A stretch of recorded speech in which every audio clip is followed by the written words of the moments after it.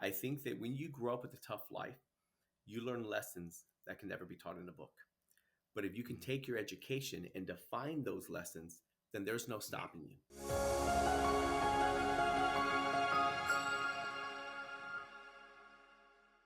Ladies and gentlemen, welcome to another exciting episode of Mick Unplugged. And today's guest is an exceptional motivational speaker and advocate who has dedicated his life to empowering youth and communities.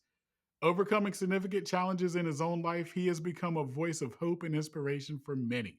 Please join me in welcoming my good friend, Southern California's finest, Mr. Roy Juarez Jr. Thank you Jr. so very much. Thank Jr. you. Thank you for having me. I'm very honored. I am the honored one, man. I tell you every time, I feel like when I introduce you, like this boxer is about to come out. You got like the greatest boxing name in the history of boxing, man. It's very close to Roy Jones Jr. I think Right? that's what it is. Yeah. Yeah. And that's where it stops. Yeah. Right? That's man, Roy. So one again, honored to have you here. Man, your story is more than inspirational. Your story is so powerful. And I want to go there, man, because on the show we talk about your because, that thing that Right. really pushes you. And again, I know you personally, so I don't even want to go there, man. So I'm going to let Roy as Junior, tell his because, man. What's your because, brother? I really think my because is my siblings. Mm. That's it. Like they're the reasons why I fight as hard as I do. I do. But when I started to fight for them and I started working with kids across the nation, I started to see all the other kids that reminded me of my siblings and my little brother Yeah. and my little sister especially. And I was like, you know what? Who's fighting for them? I got to fight for them too. And they're the reasons why I kept fighting.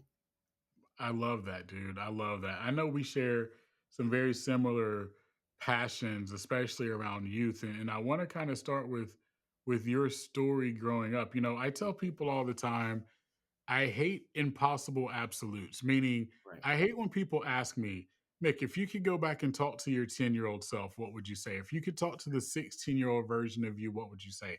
And I hate those questions because I can go talk to 10-year-olds today. I can go talk Absolutely. to 16-year-olds today. So I don't need to go talk to myself when I can go impact and give wisdom to others, man. Absolutely. And I know that you believe that same thing. But let's go back to the 10-year-old Roy, man. Like, let's go back Yes. to how this started and what growing up was like for you, and talking to the audience about that journey. Not to talk to yourself, but to Right. tell that story. Right. Well, um, it's interesting, because if I may, I actually had that moment. I Yeah. was invited to be a keynote speaker at a conference that I had snuck into when I was a homeless teenager. And I snuck into that conference to steal a meal. And I remember when I was the keynote and they invited me on stage, I'm standing at the podium and I remember glancing back to the very back of the room where I had sat as a homeless kid. And I'm not supposed to be there. And I said, man, if I could have just run to him, meaning my younger self, and tell him, don't give up. Life will get better, but you have to be here to see it. You're not going to Yeah. believe that you're eventually going to be close to your mom again, that you're going to have nieces and nephews that you absolutely love, that you're going to see the things that you have seen. Right. And I share that with kids because I also want them to know that what they're going through at that moment, there is a future. They have a future that belongs to them, not to their situation, that belongs to them, not to their family environment, not to their socioeconomic environment. It belongs to them, but they have to put in the work to get there. But they don't have to do it alone because there are people who believe in them and people want to help them get there. Mm, I love that, dude. So that 10-year-old you, man, that, Yeah. or not even the 10-year-old, the young Roy, right? That, you've talked about the relationship with your mom. You've talked about being homeless. Tell the listeners and viewers that story, man. Like, let's go back Absolutely. to those I moments. uh I became homeless officially at the age of 14. And I say officially because it all started when I was about 12. My parents were going through a very violent divorce, but one week my mom would take him back. The next week he would have to be gone. And so Mm. it got to the point that I started to defend my mother physically whenever I was always with her, always protecting her, always trying to be there to support her. So when my dad came home, I remember one time he said to her, you need to make a choice. Do you want your son or do you want me? Right? And I mean that hurt, right? Because I'm Roy Juarez Jr. I carry his name. Right. And I said, you know what, Mom? I said, you don't have to make a choice. I'll leave. And I remember that in that one instant calling this woman from the church, and I said, well, please come get me. Please come get me. Please come get me. It was Easter. And she's like, okay, I'll come get you. So she comes and gets me, and I spend Easter with them. But what breaks my heart is when I think about my mom, I'm sure he left too. So she literally spent Easter alone. I left, he left. And so it was a constant going back and forth until one day my mom finally just said, you know what, enough's enough. I want you out, get out, get out. But at that point, my dad was like, if I can't have you, no one's going to have you. So we had to Mm. go into hiding. And we started moving from home to home to home. And every time he would find us, we would have to take the sheets off our bed, put them on the floor, put our clothes in the middle, and we were gone every single time he found us. And around 14 years old is when I finally became homeless on my own. My mom had met a man and who was helping her, and he said, I'll help you come live with me. But the only catch was that he didn't want kids. And for the longest time, Mick, I thought that she just left us because she didn't want us. Okay. Well, fast forward many years later, after I'm an activist crossing the country, working all over the nation, I invite my mom to come with me to upstate New York. And she's with me, and we're in the juvenile hall in upstate New York. And where I speak, I tell our story, and afterwards, we're all talking. Me, the students, the probation officers, and one woman is talking to my mom behind me, and I can hear her talking, and I'm talking to a young girl, but I want to hear what's happening to my mom, make sure she's safe. And the lady said, "How could you leave them? Why would you do that?" And I listened in, and she said something that kind of shifted everything on my perspective. She told that lady, "You don't get it. You don't get it. He wanted me dead. If he would have found us, he might have killed all of us. If he would just find me, he's only going to kill me." So in her brokenness, her thought was getting rid of us was technically saving us. Saving you. And Yeah. that has changed everything. Parents are human. They make mistakes. They're growing up just as they have the same pains and fears and Yeah. anxiety that even I have to this day. I personally don't have children. I can't even imagine what my mom was going through, knowing that her high school sweetheart wanted her dead, and now she's having to care for 5 kids and can't do it. And then he gets her fired from her job. She now can't do it financially. Like, my mom is a strong woman. She was just broken and she made mistakes. Mm. Man, so knowing you like I know you, Roy, man, let's talk about that emotion. So the emotion before you knew the real reason, right? Right? The real because. Your mother's Right. because was saving your life, right? Absolutely. But 14-year-old Roy didn't know that. What was that 14-year-old Roy was emotion? lost. Right, Yeah, right. he thought he was the common denominator because his grandparents didn't take him. They took his little sister, but they didn't take Mm, him. His aunts and uncles wouldn't take him. Um, all the families that he lived in, he could only stay for a short while, whether it be a month in some lucky cases, whether it be a night in others.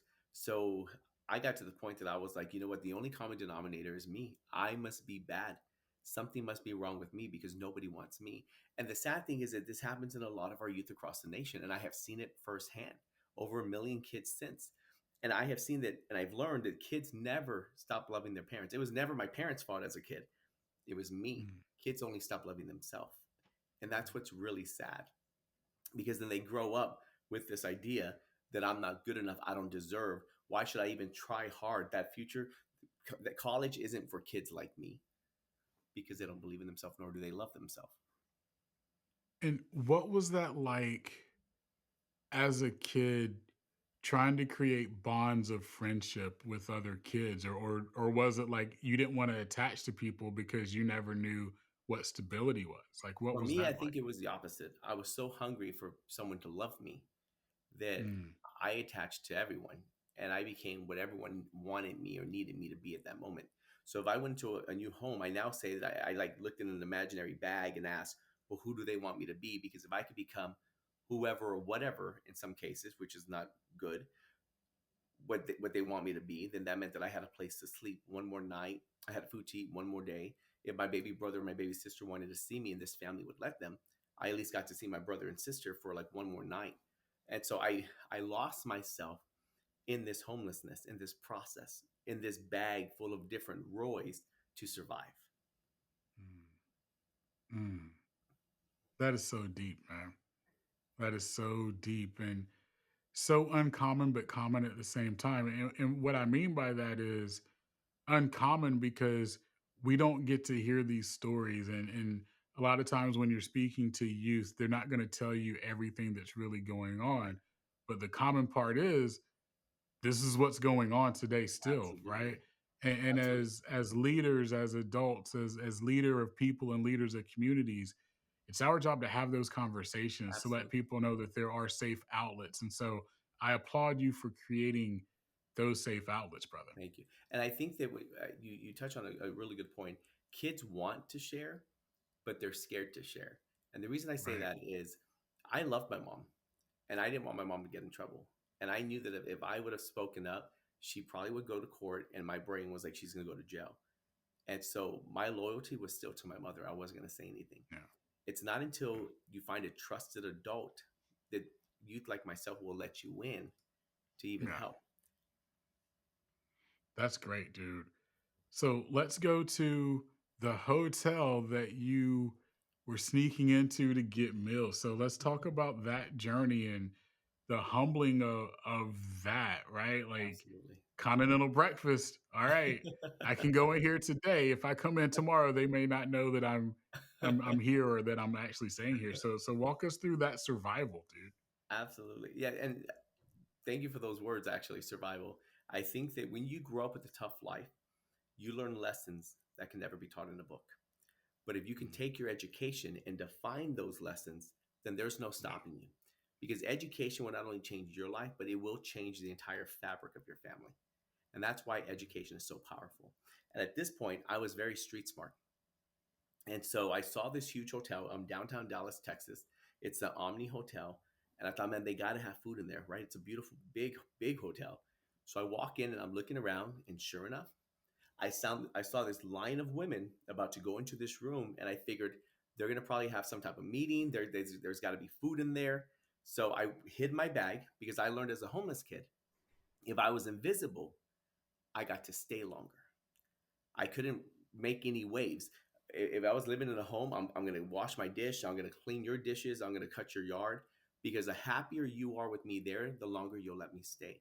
Kids become invisible, but no child, no kid should ever have to be invisible, right? They have a voice and their voice matters and they have to learn how to use that voice. And it's up to us as the adults to help them learn how to use it effectively.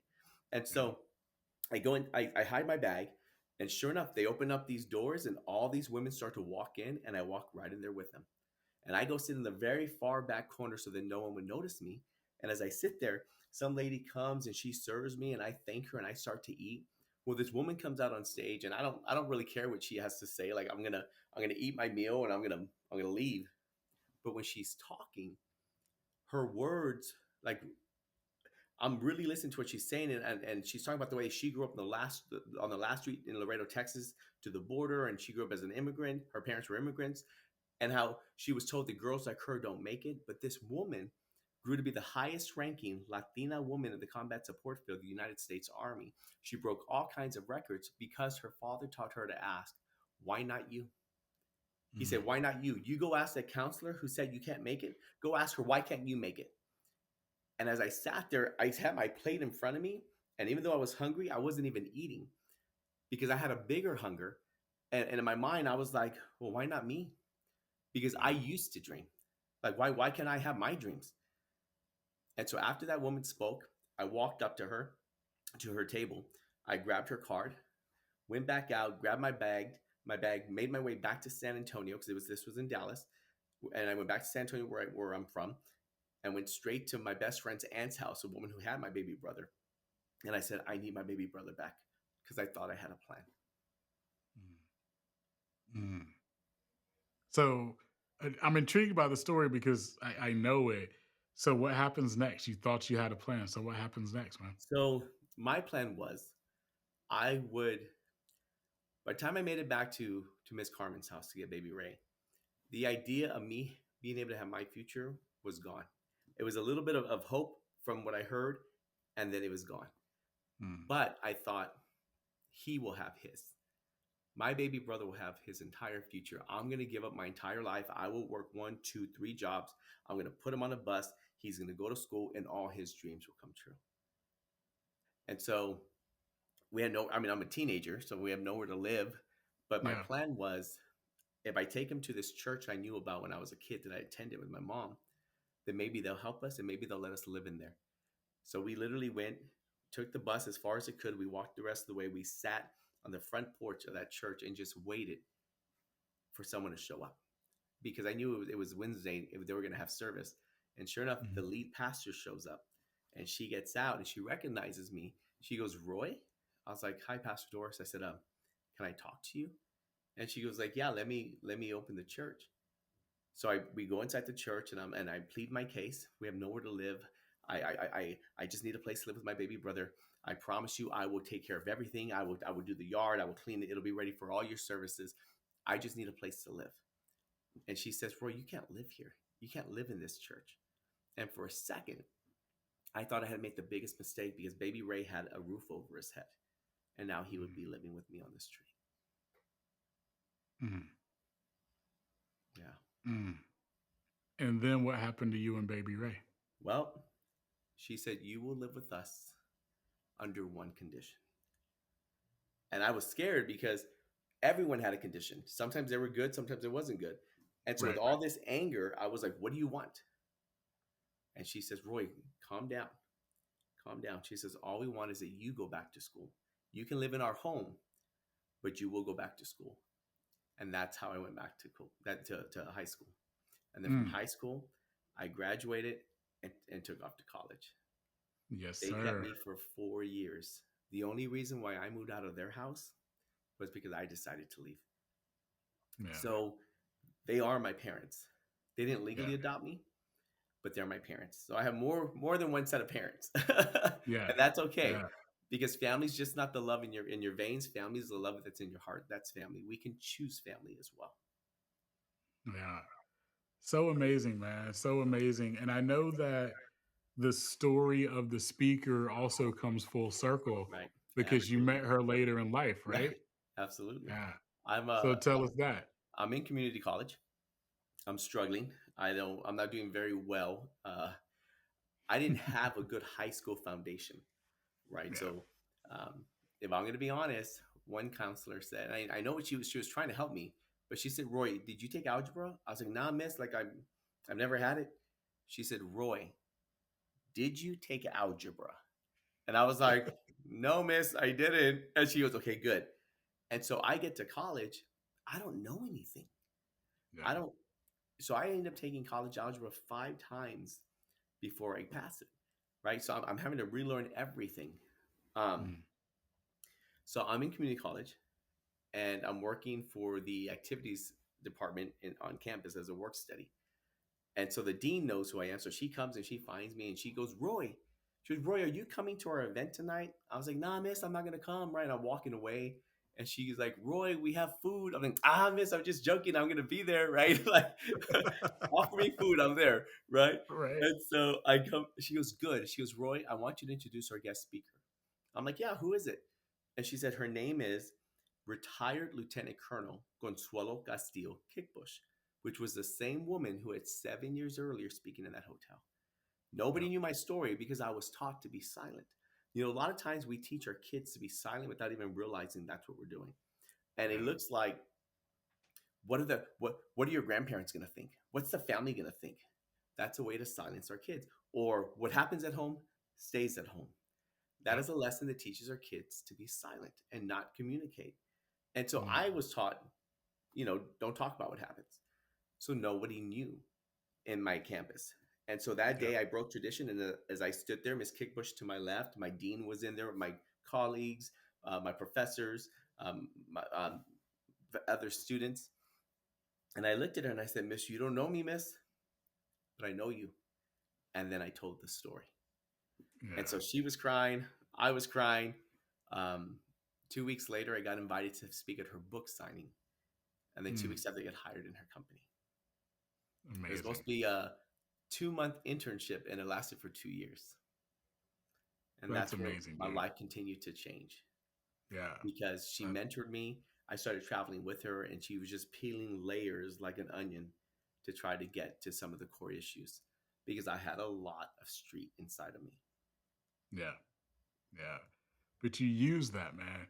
It fueled Absolutely. you. It Absolutely. fueled you, and now we have impact truth, Right. right? And if we don't invest in our kids, what I had is going to come out regardless. The Right. difference is it going to come out in something that's be productive, that's going to add to our community, excuse me, to our communities? Is it going to add to our nation, or is it going to be something that's become destructive? Yeah. And so we want to help our kids see their value, understand, process, and heal from what they've gone through, so they can be contributing members of society. Amen to that. Amen to that. So impact truth, right? So, You, you're impact truths, empowering youth now, and yes. so talk to us about starting that, Well, and then obviously what it is and what you're doing there. absolutely. Thank you. I My intention was I am going to get my degree. I'm going to go work in corporate America. I'm going to make a lot of money, and I'm never going to be homeless again, ever. Mm. I never wanted to have this life again. Um, but I started taking a lot of psychology classes. And my psychology classes were mainly for me, not to learn it, but trying to figure out what the heck happened to me, what the heck happened to my family. And it really taught me to separate the illness from the person. I love the person. I can help her with the illness. And that was my mom for me. And so I remember one day driving through the middle of the night before classes. It was like 3 o'clock in the morning. And I'm driving back to San Antonio from Abilene, Texas. And Mm. I want to get to her house before she leaves for work. Yeah. And I leave her a rose on her car with a note. I turn around and I'm driving back to campus. When my phone rings and I look at it, and it's my mom. And I answer it, and she can barely speak because she's crying. And she's crying and she's crying. And she says, "How?" She says, "How can you love me?" She said, "After everything I have done to you, how do you love me?" And I said, "Mom, you're my mom. You will always be my mom." See, life gets better if we choose to be the change. Yeah. So when I'm graduating college, this is my thought process now of I want to be better and not bitter. Mm. I want to show my siblings that there's a better way, that Yeah. we can undo some of the lessons we learned in our childhood and not pass them on to the next generation. So as I start to cross the stage, I start thinking, why me? Why do I get to make it? Why do I get to cross the stage when there's a 1.6 million kids just like me at that time? Now there's Mm. 2.1 million kids like me. We went in the wrong direction. I can't even tell you Yeah. how, and that is horrible. But at that time, I was like, why do I get this opportunity? So I said, you know what? Before I use my business degree and go work in corporate America and be rich in my mind, I need to give back. I need to give back in Mhm. honor of every person who would ever fed me, who would ever housed me, who would ever clothed me. And I'll do it for 6 months. And I'm going to live out of my car, and I'm going to drive from LA to Jacksonville, Florida. And I'm going to speak at for free at any shelter, organization, any place that would open up their doors. I'm going to find the kids. I'm going to tell them, don't give up. Life gets better, but you have to be here to see it. And so I started this journey, and I dubbed it the Homeless by Choice Tour because I was homeless again. But this time it was my choice, not my situation, not my parents. It was my choice. So I started this Homeless by Choice Tour. And 3 months into it, I saw America through a lens that not very many people get to see. I saw how broken we are. And I said, I have to do more. I have to do more. I have to do more. So I decided that instead of crossing the country for 6 months, I would live out of my car and I would circle the entire nation. And I was going to give myself a goal to reach at least 100,000 kids. I ended up living in my car, out of my car for 2.5 years. No grants, no funders, a tour that ran me over $200,000, money that I had to raise along the way. But I was able to Mm. reach over 108,000 kids. And then my phone has never stopped ringing. Look at that. Yeah. Perseverance, the power to keep going, Yeah. but more importantly, the power to make an impact, That's right. right? And to me, that's who you are. And another another pillar, another core value that I know that you believe in as well as me is the power of mentorship, right? Absolutely. And I believe for me, like that's my purpose now, right? It's to mentor because I've had amazing mentors. I believe in mentorship, right? Like if you're trying to grow, mentors or the way to get there, for you personally, talk to us about what mentorship means to you. So two things pop in my head. One, mentors. If you're going to be a mentor, whoever's listening, um, it's about them, not about you. And you're not there Amen. to be their friend. You're there to help guide them and direct them. You can sometimes you'll say it in love, and sometimes you got to be a little tougher. Yeah. I Yeah. know that my mentor one time, just to bring a little humor, she said, "Roy, out of all my mentees, I have invested more time, more energy, and more money, and have got the littlest results." Right? And so, oh my gosh! But she Yeah. never gave up on me. So this Yeah. is going to be something that's long term. This is going to be something that's going to be you're going to struggle with your mentee, especially if you find a kid like me. I'm going to push and push and push. Why? Because every person I have trusted has failed Mm, me. Every mm. person. So I need to make sure that you're real. I need to make sure that you're when you tell me you love me, you're not just saying it because you say it to all the kids you work with. You're not telling me that you're going to be there for me. I need to make sure that you're really going to be there for me. And the Wow. moment that I believe you, I never want to let you go. Why? Mm, I was so scared to when I got myself fired. So I'm going to state it that way. When I got myself fired from my mentor's company, I was so devastated that I did everything I needed to try to get back to into her company. So she yeah. raised the bar even higher, and I met it because as the broken kid, I thought, will anyone ever love me again? Because I honestly Mm, felt that she did love me. yeah. And so it caused me to work harder. Now, as a mentee, I think that it's our responsibility to honor our mentors' time, their energy, their wisdom, Yeah. and what it took them to learn it as well. Yeah. And so it's a growing process, and not everyone you meet is meant to be your mentor. You have to connect and click with that person. So, That's but right. yeah, mentorship will shave years off of hard work that you would have to do in your life to get you to the next level.